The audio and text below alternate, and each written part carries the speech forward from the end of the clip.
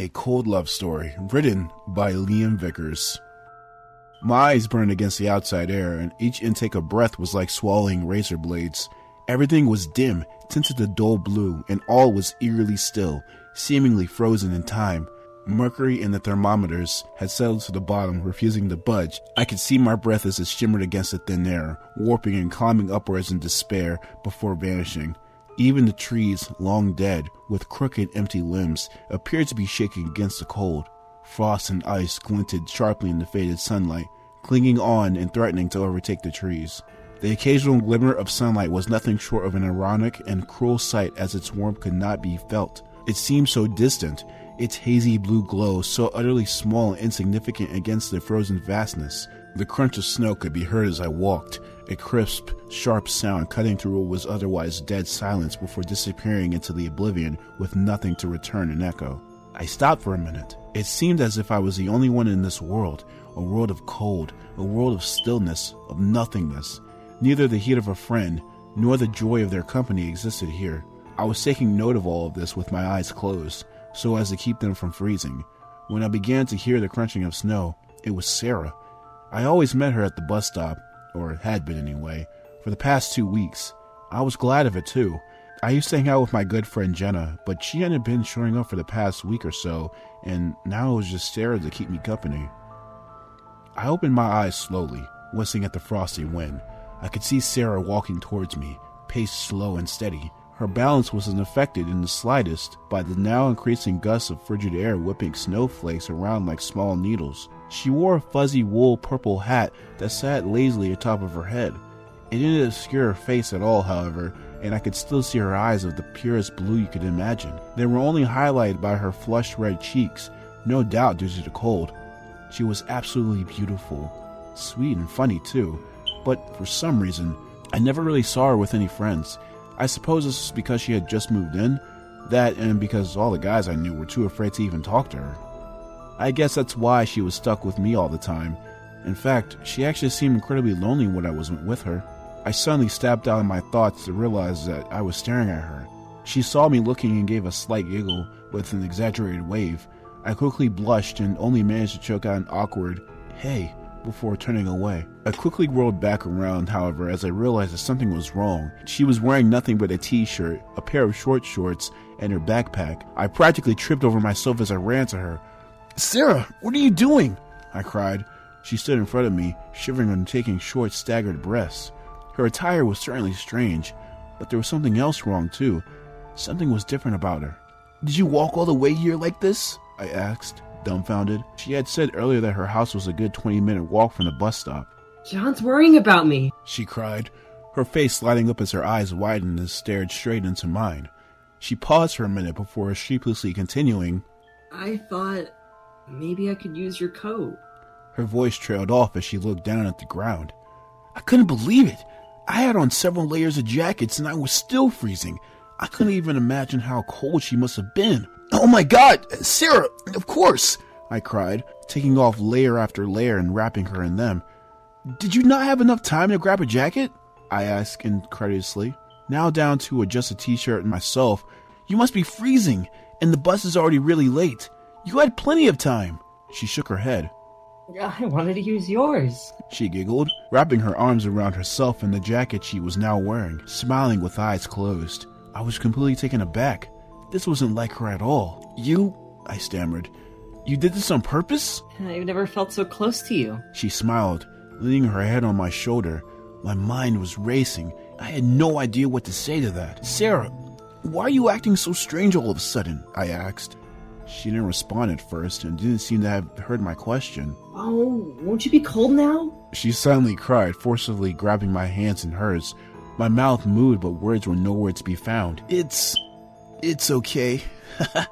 I'll just freeze to death." I finally joked, as I often do when I'm uncomfortable. Her face erupted in horror, her eyes going wider than I'd ever seen. No! She screamed in anguish, beginning to unzip my jackets, meaning to give them back. No! I was joking, I cried, grabbing her arms to stop her. The instant my hands closed around her, her face flushed bright red, and she stopped in her tracks. John, she stammered. You need them more than I do. I laughed awkwardly, sickening concern and rushing in my heart. Her face changed then, distorting, twisting, and giving the widest smile I'd ever seen. I found myself backing up and letting go of her arms. Her smile was misplaced somehow, erroneous and deranged. It crawled across her face like a disease and just kept spreading. Her eyes didn't blink and stared straight towards me, but weren't really focused on anything. The areas in which they normally seemed to sparkle now seemed dull and flat. It was incredibly disturbing, so much so that I began to sweat despite the cold. Are you ready for school? I asked nervously, trying desperately to change the subject or do anything to get rid of that smile. Cool? She questioned, straight-faced, her eyes slowly coming back to focus. We don't have school today, silly. It's a snow day because of the snowstorm that's coming. What? I cried. Gosh dang it! I didn't get an email or anything. She said nothing, but looked at the ground guiltily. Then I saw it. A smile began to slowly carve out of her cheeks. I was dumbfounded. Did you? I started. I wouldn't have been able to see you if you knew there was no school. She said, matter-of-factly, as that twisted grin continued to stretch her face further and further, eating away at her pale skin. The wind howled and crystalline needles bit at my exposed skin. Suddenly, she laughed, grabbing onto my waist. You better stay close. She giggled. Otherwise you'll catch a cold. My mind was in full retreat mode now as I began backing up. I tried to wiggle free of her grasp, saying, Yeah, I guess. I think I'll go home now and maybe get some more coats. I guess I'll see you tomorrow if the weather improves, okay? Seemingly not hearing me, she snuggled in closer and closed her eyes. My hands were in the air, my body rigid and taut as my heart convulsed with unease. I drew several shaky breaths and looked down at her. Her smile now appeared rather peaceful. Is this really all that bad? I thought to myself. A lot of guys I know would do anything to be in this position. She just wanted to see me, was all. Yeah, it actually was really sweet. I'll be a little drastic. I relaxed a little, almost hugging her back, when I suddenly saw the dark crimson stains on her arms. My muscles tensed. I choked, my voice faltering as I stammered, Is that blood? Ignoring the question, she pressed herself even closer and looked up at me. Well, let's go to your house. She squealed, her face like a child's on Christmas. Don't you need your coats? I'll take them for you. She grabbed my hand, looking at me to lead the way. Her big blue eyes glimmered with hope. I felt sick, torn between concern and fear. But surely she was just having an off day, or messing with me in a cruel, drawn-out joke. It didn't really matter, though. We can't stay out here forever, I thought to myself. Taking a deep breath, I slowly nodded my head and began walking towards my house. She clung to me tightly as we walked, and I tried desperately not to shiver and send her on another episode. We were nearly to my driveway when I got a text back from Max. I awkwardly wiggled my phone out of my pocket with my left hand as my right was still in Sarah's vice grip. I was still walking as I brought the phone up when I was suddenly jerked back, almost losing my balance on the slick ice. I turned around to see that Sarah had stopped cold, her hands gripped so tight around my own that I could almost hear the bones breaking. I let out a gasp of pain and tried to pull my hand free, but she wouldn't allow it. Her expression had gone dark, hair dripping over her face. Who's that? She said, the usual cheer all but gone from her voice. It's Max, my friend? I gasped, still cringing in pain as I opened the message from him. He was just telling me about... My blood froze. I stared at the screen as my chest tightened. Telling you what? Her voice cut through the crisp air. Just about how much he likes snow, I lied. Slowly, her cute face reappeared and her grip lightened as she smiled at me. We began walking again. You know I like snow too, she said coyly. I didn't even hear her. I was too busy staring at what was on the screen. It read, Yeah, of course I'm at school. Where the hell are you? I turned to look at Sarah. My hands began to shake. having nothing to do with the cold. I'm sure my face showed my horror and confusion, but if she saw, she didn't let on as she met my gaze with a cutesy smile. Her murky black hair was partially obscuring her left eye, making the right seem all the more piercing as its frozen blue hue searched my face. I could feel its chilling gaze stabbing at my numb skin. Who would you rather hang out with? She said, still a hint of malice in her quiet voice. What? I stammered. Max. Is he a good friend of yours? She said, looking away. Yeah, I guess, I replied nervously. I mean, I've known him for a while. Her hand slowly balled into tight fists, nearly crushing my own hand as she muttered something under her breath. Then she turned into my driveway and started walking down, leading me. How did she know where to turn? How did she know this was my driveway? I yanked my hand from hers with all my might and took a few steps back. Sarah, I said, trying to keep my voice strong. Where's the bus? She looked devastated, staring at her empty hand, not saying a word. Her irises shook slightly, her face becoming hollow. Whatever color she had disintegrating into a gray slag. Where the hell is the bus, Sarah? I yelled. Why didn't it ever come? She looked at me.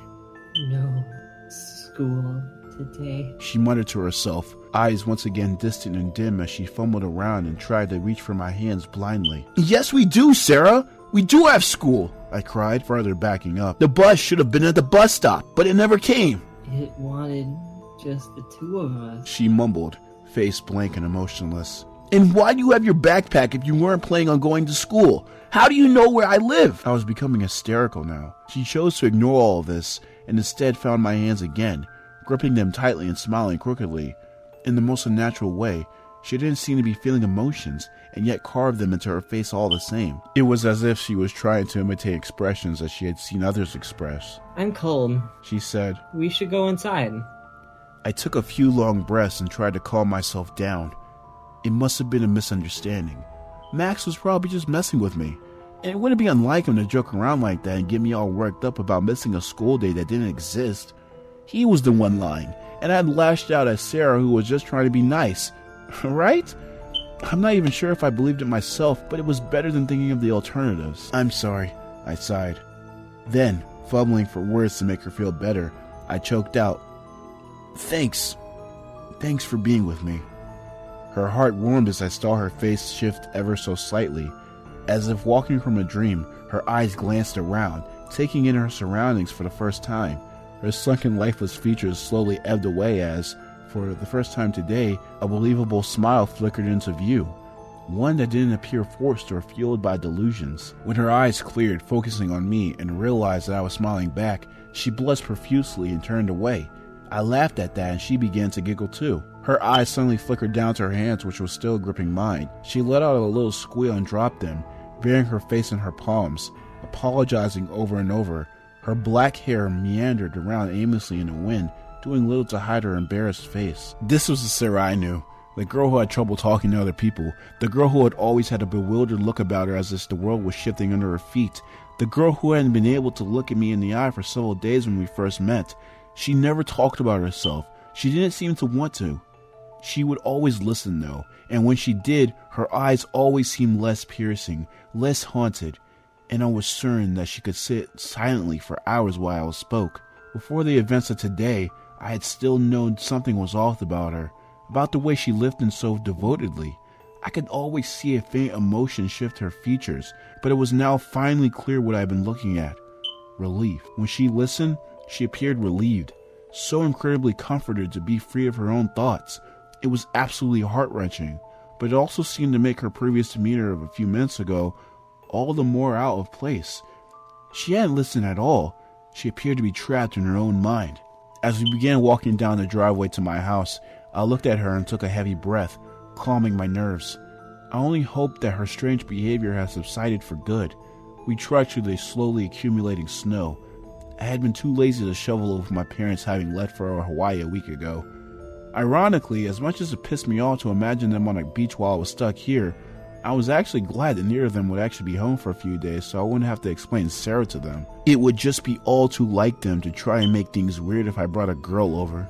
We reached the door and I fumbled around for my key, eventually unlocking the door and jumping inside before too much more air escaped into the bitter cold. I immediately started up a fire, not really realizing how cold I had been until that moment. I I looked over at Sarah, taking off the jackets and folding them neatly before placing them gingerly by the entrance.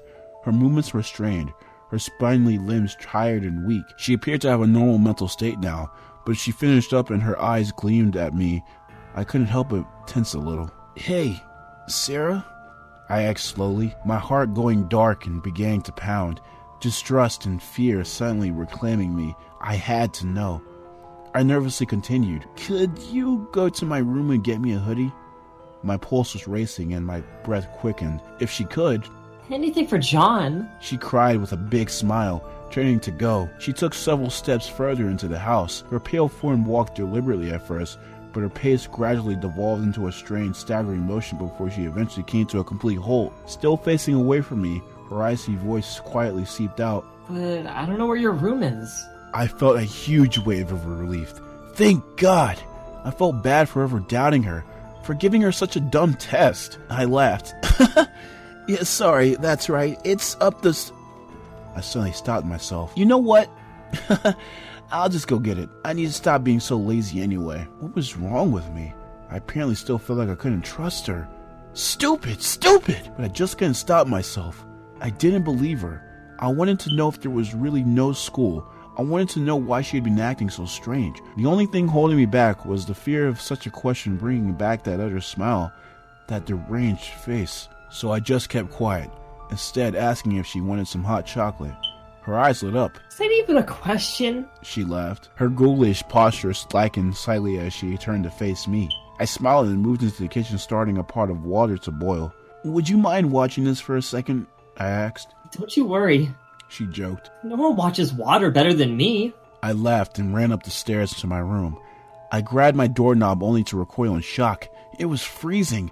I could feel a draft of frozen air seeping out from under my door. I gingerly grabbed the handle with my fingertips and slowly opened it, letting loose a blast of frigid air.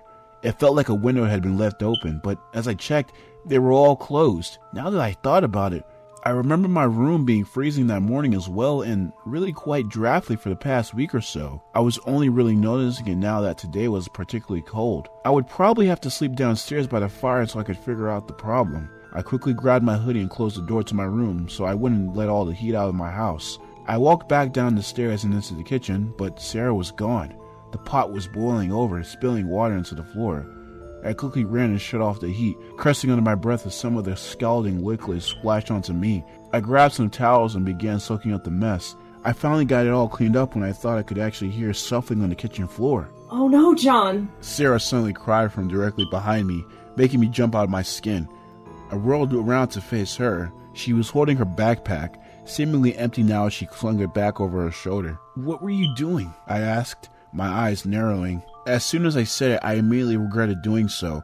I began to see her eyes frost over as she searched for an answer. Her face becoming sunken, lifeless, her personality flipping.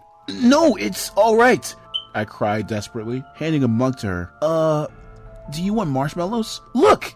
I have cute little bunny-shaped ones." This snapped her out of it, and she squealed in delight as I showed her the bag. Look at the little sugary mammals!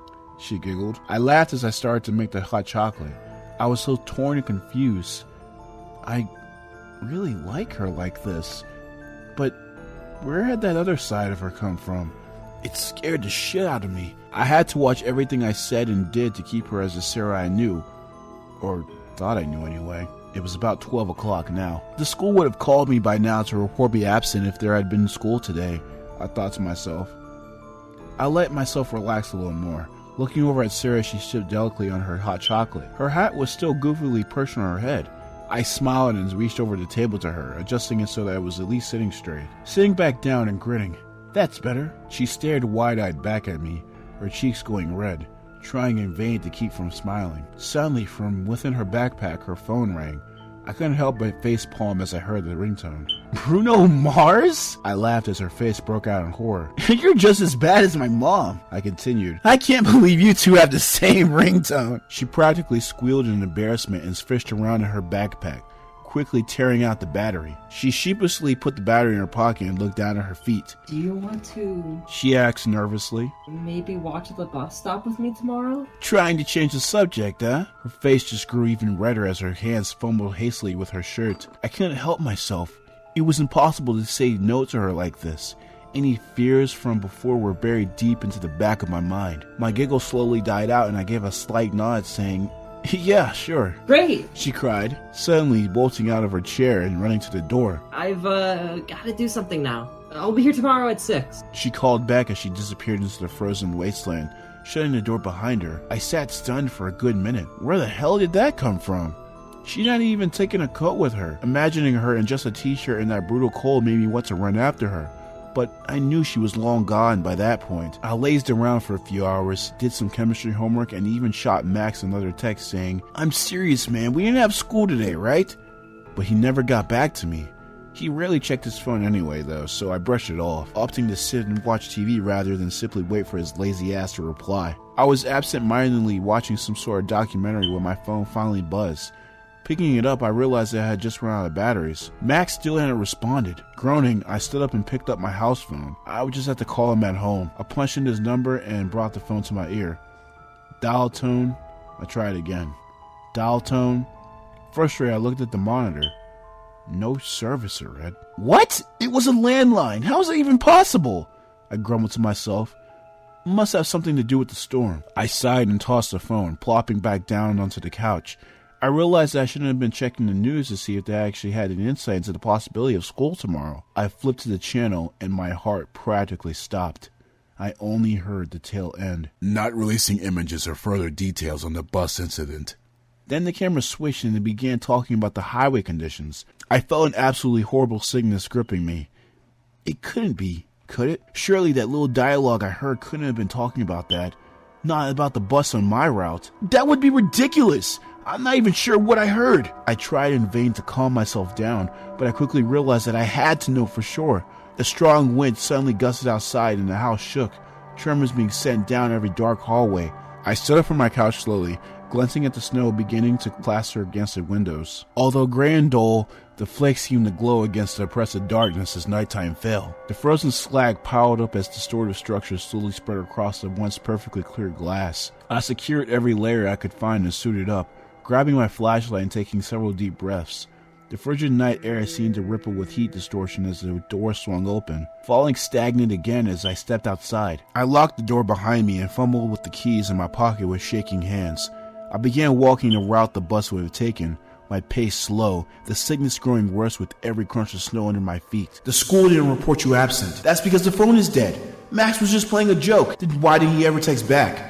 Nothing I said to myself made me feel any better. The dim light from my house was becoming more and more distant now, disappearing altogether as I turned the corner, now just me and a flurry of snow. The skeletal trees surrounding me groaned against the wind, their twisted black shapes silhouetted against the deep blue hue of the night. I hadn't seen another house for some time now. The families in my neighborhood were exceedingly spread apart and the empty stretches of road seemed to snake on forever at points. More often than not, the snowplows didn't even find the time to drive as deep into the community as I was going. It was snowing quite heavily, but I was still certain I would be able to faintly see the tracks of the bus if it had driven anywhere. Despite this, I hadn't seen its tracks for over a mile. Ordinary cars never usually drove up the way I was walking, and yet I noticed that the roadway was layered with the tracks of smaller vehicles.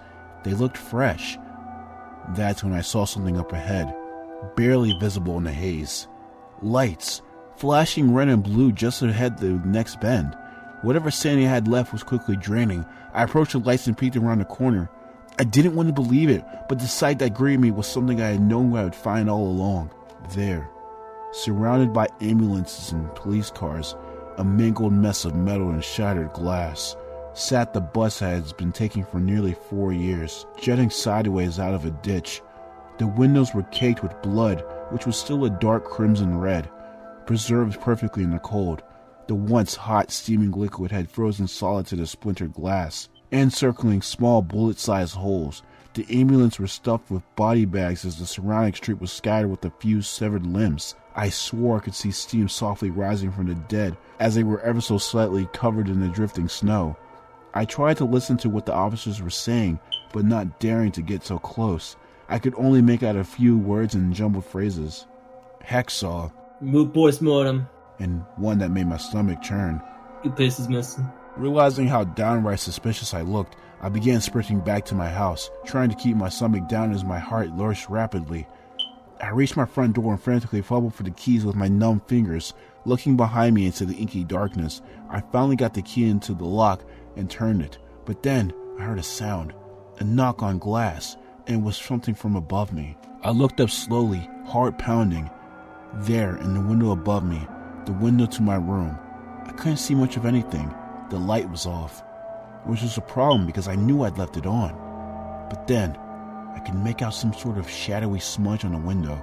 I was straining to see what it was when it suddenly moved, backing away into the darkness, and it was only when this happened that I knew what I had been looking at. Sarah's pale, ghastly form had been pressed up against the glass, smiling down at me with a grin that splintered her face in half. The realization made me stumble back, fear negating my ability to breathe for a second.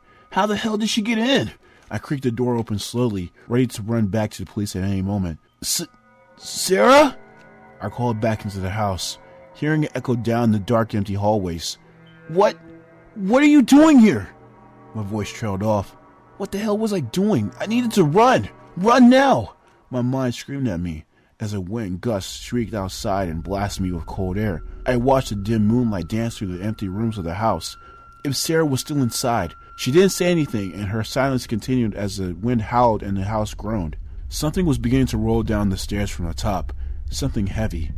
From my position, I could only see the base of the stairs, so I could only listen as the sound grew closer and louder. Then it happened. A pale, mangled form came tumbling down from the last few steps and smashed onto the ground, its limbs horribly twisted and broken. Crimson globs speckled the soiled ground where it now lay. Its arms and legs seemed to radiate a ghastly white, splayed out like a spider on the shadowy ground. Heavy blood oozed from it slightly into the darkness. It had no head. Then I could make out footsteps. My body was frozen, my heart spasming erratically. I couldn't take my eyes off the corpse. I eventually heard Sarah's voice quietly echoing down the staircase. You didn't give me the time to prepare this one like the others. I tried to say something, but nothing came out, not even a squeak. After all, you said he was special to you. She continued, coming into view, hacksaw in one hand, a ghoulish head in the other. Its expression was so distorted in terror that I didn't immediately recognize it as Max's. His mouth was stretched horribly agape, almost as if it was unhinged. A horrific scream forever imprinted on his face as his eyes stared straight ahead, wide and unblinking. I couldn't take the sight of it. I fell to the ground in utter shock. I tried to scream in anguish, but as before, I couldn't make a sound and simply dry heaved into my hands. Then I felt a hand on my shoulder. There. Are you feeling sick? Catch a cold? Sarah will make John all better, and John will love Sarah for it. She gently lifted me to my feet, dropping Max's head in the hacksaw and in turn grabbing my hands. I was in shock, no doubt. My limbs felt numb and distant. I was just standing there, shaking violently. She gave me a big hug, wrapping herself around me and smiled crookedly. Her movements were all wrong, disturbingly inhuman, as if she was a puppet controlling her own strings. Her blue eyes should have lighted by the dark crimson blood splattered on her, and yet they appeared just as gray as her skin, sinking into her face, enclosed by the darkness. Her frigid hand slowly grabbed mine again, and she began leading me up the stairs, making sweet noises and whispering. Shh. It's okay. All you need is me. I followed in a trance-like state, not really processing anything, stuck on the horrors I had just seen. Max's disfigured head, his broken body, tumbling down the stairs like a rag doll, the bus, the bodies, everywhere. Next thing I knew, I was on my bed with Sarah sitting close to me, holding my hands in her lap, her face a contorted, grinning mess. It's cold in here, you know, she said, blushing as her eyes remained dull and lifeless. Maybe if you just held me. I managed to choke out 2 words. My friends. My eyes began watering. Shh. She swooned, maneuvering to sit on top of me. John's friends are all here. I shook my head. Miss Bus Driver Lady's over there? She assured me, pointing to a mangled, bloody mess in the dark corner of my room. Through my blurry vision, I could make out a ghastly set of eyes staring lifelessly ahead from within the mound of flesh. The sight was horrendous, and I turned my head away, gagging some more. You don't need anyone but me, she continued. I didn't want John getting lonely either, so I kept your friends here. She began stroking my hair. Most of Jenna's in your closet. I cut a hole in your roof so she could stay there for longer. Sarah giggled. Room temperature is no good for friends. It must be cold like outside. I've let her be with you all week. It's my turn now. I began thrashing around, trying to scream but only letting out strangled squeaks. I couldn't take any more of this. She giggled and interlaced her fingers with mine. Pinning my arms down and bringing her face inches away. Grinning from ear to ear, her head was tilted to one side, her dull gray eyes swirling with darkness. Only me to love now, she whispered. John loves me now. I shook my head violently. No! I croaked out. You're so funny. She laughed. John loves me, and I love John so much. She leaned her forehead against mine. Much more than his parents. His parents wanted to leave him, but I made them stay with John. Made them stay. Her hand moved and gestured to under my bed. Then, she kissed me.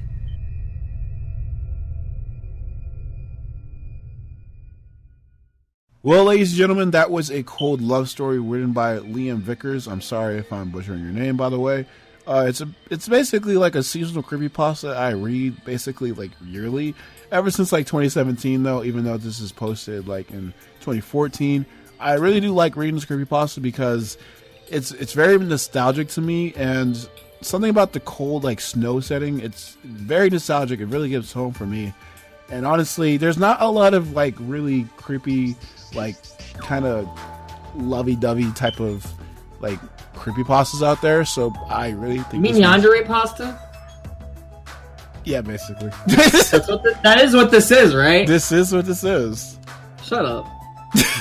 I know this story might be seen, you know, like a little anime cliche, whatever, but this was made in like 2014, where all that stuff was kind of starting to emerge a lot more into like the mainstream, I guess. So yeah, basically, I don't mind this at all. And to be honest, you know, there's nothing wrong with any, you know, anime wife who's going crazy and trying to kill all your friends just so she can be with you. But anyway, so like Monokuma? Yes. That's my baby. Monokuma's a waifu now, according to KamyKam. That's my baby. I got a body pillow in my... Okay, I'm gonna stop now. Ironically, though, when I was reading this again, it reminded me a little bit more of Danganronpa because there was like hope and despair and autopsy reports. Fuck off. Anyways, Kaneish, what did you think of this creepypasta? It was whatever. Whatever. It was whatever. Yeah. What a hot take, am I right? It was whatever. It was pasta. It was pasta lover. Okay. Okay, no, but for real though, this is just one of those type of stories, like I said before, that I just like reading, you know, just because it's really fun to read. I don't know why. And it's very cold right now, so it's just, oh god, just immersed completely. And I hope you guys enjoyed. If you guys want me to do more creepypasta readings or whatever, even though creepypastas are seeming to not really be that popular anymore, still to the point, I hope that some people, you know, still do make creepy stories based on video games or anime or whatever the fuck, or just make something original. Probably that's better. Anyway, anything you want to say as like a closing, Kaneish? H.